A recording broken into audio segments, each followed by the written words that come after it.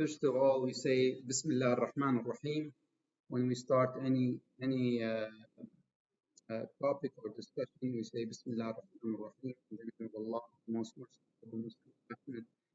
And we say Allahumma salli ala Muhammad wa ala alihi wa sahbihi wa sallam, and praise and prayer to the Prophet and his family and his companions.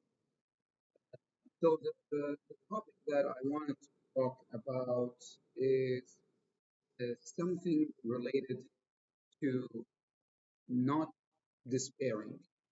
And not despairing is something that a lot of the verses of the Quran actually address that or talk about it, and even among the prophets. And if you think about the prophets having despair, so let alone for those who are not prophets and who are in more vulnerable situations and are likely.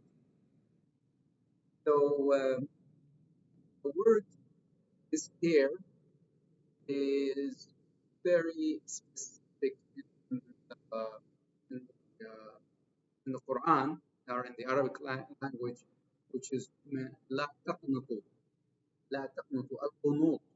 So that means somebody who is kind of losing hope, despairing, and uh, the likes. One of the verses that uh, I kind of always refer to is the story of Yaqub, Jacob. So Yaqub, as we know, had a major loss from his son, you know, taken away by his brothers. He, they told him he's dead, but he kind of felt he was not dead. He knew that he was still alive, but he was not knowing what has happened to him. And then when the, when what happened is then the other son, his other beloved son, the brother of Joseph, uh, which I believe is Benjamin, uh, was also taken and not returned because you know the story. He went to Egypt, and Yusuf wanted to keep him, so they made up this that you know he took this property of the king, and then therefore that was the excuse so that they can keep him. So when they came back, and there was a uh, double despair or double loss. He lost his son, and after many years, he lost his other son, and that's when he became in pain. And the verse in 884 in Surah Yusuf. So Surah Yusuf is number 12. And so in the verse 84, he says, أعوذ بالله من الشيطان الرجيم وتولى عنهم وقال يا أسفا على يوسف وابيضت عيناه من الحزن فهو كظيم. And he turned away from them after the news about his second son, and said, Alas, my sorrow for you, Yusuf. And his eyes became white with grief. So he was choked with sorrow, trying to suppress his grief. And uh, the his sons or the people around him said, قالوا تالله تفتأ تذكر يوسف حتى تكون حرضا أو تكون من الهالكين. They said, by Allah, you will not stop thinking and remembering Yusuf until you are fatally sick with grief or you die.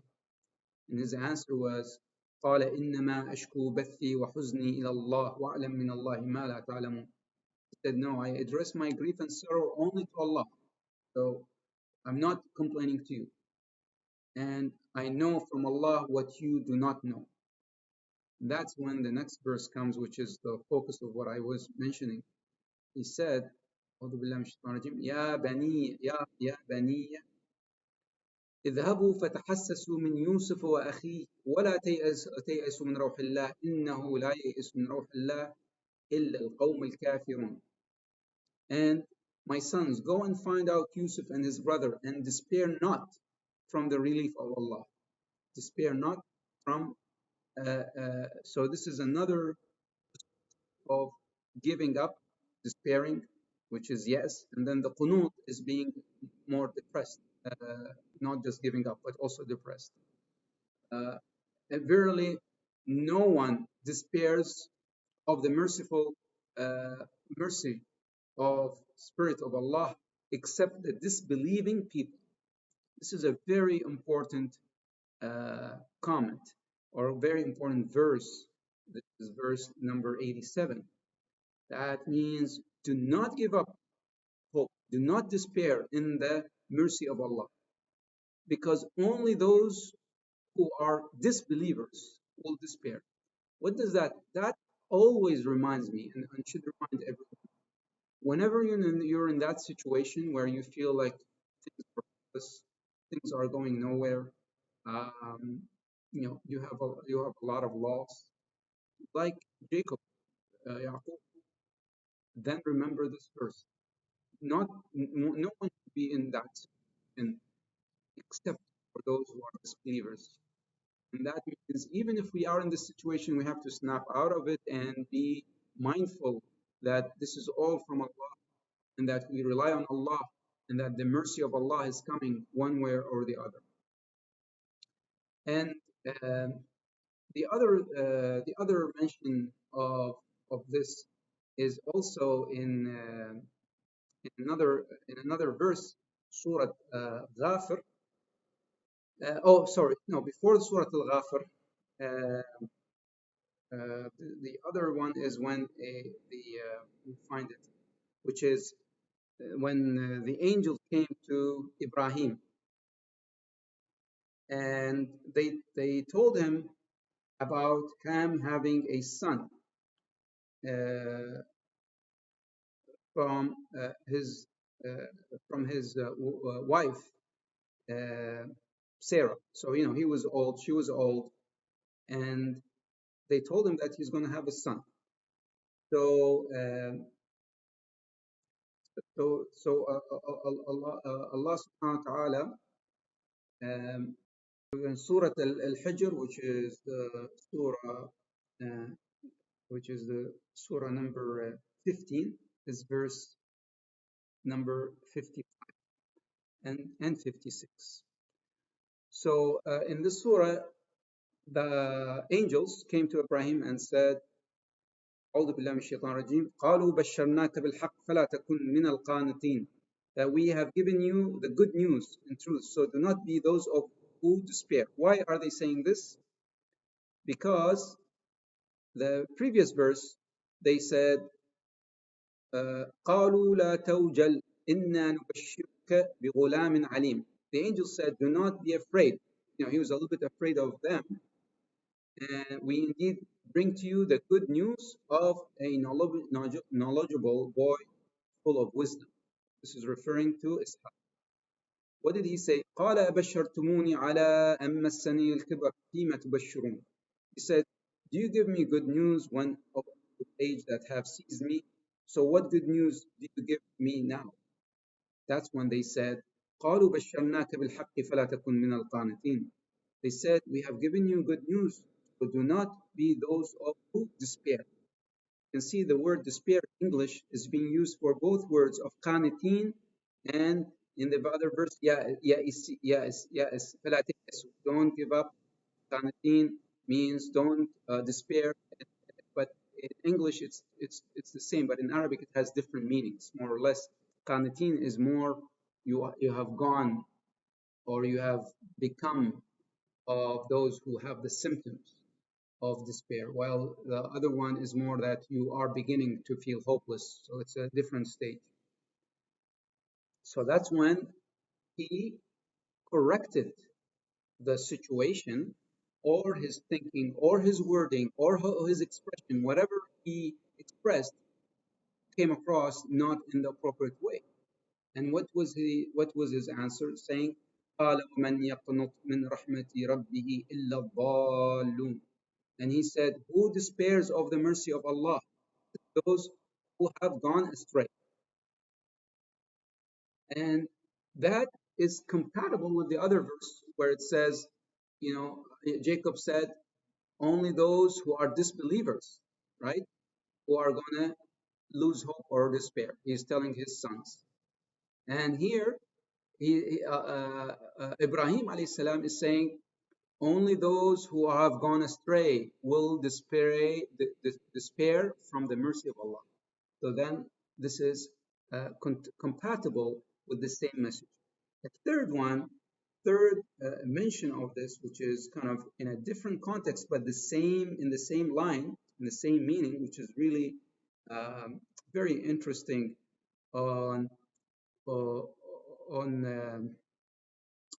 um, the other one is Surah Az-Zumar, which is a 39, and the verse is 53.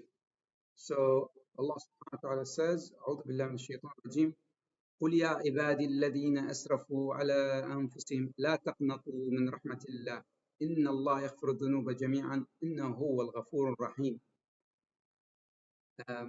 And here Allah subhanahu wa ta'ala says, O my slaves, those who have transgressed against themselves, committing sins, do not despair of the mercy of Allah. Surely Allah forgives all sins. Indeed, He is the ever forgiving and the most merciful. So this is even for those who have done sin. Allah subhanahu wa ta'ala is reminding them and reminding us, do not give up on the mercy of Allah, because Allah is the one who forgives. This is even for those who have done sins. So let alone for those who have not. And that's why we always are reminded by Allah subhanahu wa ta'ala through the stories of the prophets, through these verses, that whatever happens, whatever situation we are in, even if we have done things that are wrong, even if we have lost, even if we have a lot of things that are going, we have always to be steadfast in reminding ourselves and reminding others around us that the mercy of Allah subhanahu wa ta'ala is there, and we should not despair. And that's why the Muslims, they should have the lowest percentages of depression, of suicide, and they do actually, because they always have the steadfast belief that it's all from Allah, what's happening, and then this is a situation that I will be out of. So that's what I wanted to touch base on this topic, which is relevant and applicable to our everyday life. Comment that I wanted to add in also another verse that really almost ties all of that together is in Surah Ar-Rum, which is the surah number 30, and in the verse 36. So Surah 30, verse 36. What does Allah say, subhanahu wa ta'ala? أعوذ بالله من الشيطان الرجيم وإذا أذقنا الناس رحمة فرحوا بها وإن تصبهم سيئة بما قدمت أيديهم إذا هم يقنطون. And when we give the people a taste of mercy, that means, wealth or good things and so on, they rejoice and happy about it. And when evil afflicts them, or, bad things happen to them, because of what they have done, then they are in despair. And then the next verse says, أولم يروا أن الله يبسط الرزق لمن يشاء ويقدر إن في ذلك لآيات لقوم يؤمنون.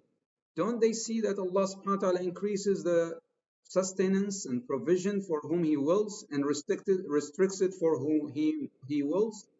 Indeed, here are the signs for those who believe.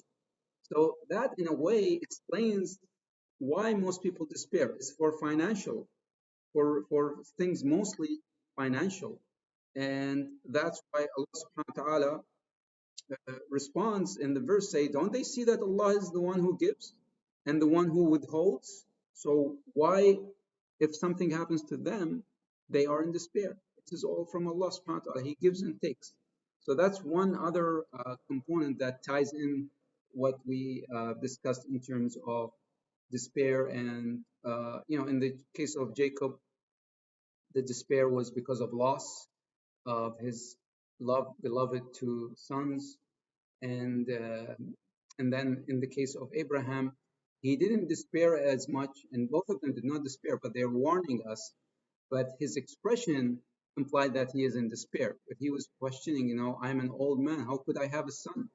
It was totally illogical for him.